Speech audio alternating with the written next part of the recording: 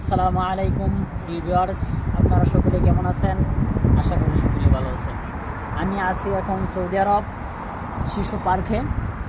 তো এখানে মনোরম একটা পরিবেশ। তো সৌদি আরবের যারা মানুষ আছে তো ওখানে আসে, সকালবেলা আসে এবং বিকালে যখন রৌদ্র তাপমাত্রা যখন কমে যায় তখন এখানে এই পার্কে এসে দেখেন, এই পার্কে এসে তারা অবস্থান করে এবং এই খোলা বাতাস খায়, এই হাওয়া খায়। এই হলো সৌদি আরবের পরিবেশ। আমাদের বাঙালি পরিবেশ আরও অনেক সুন্দর মনোরম পরিবেশ। তো এখানে বর্তমান শীতকাল, এজন্য এই পরিবেশটা অনেক ভালো।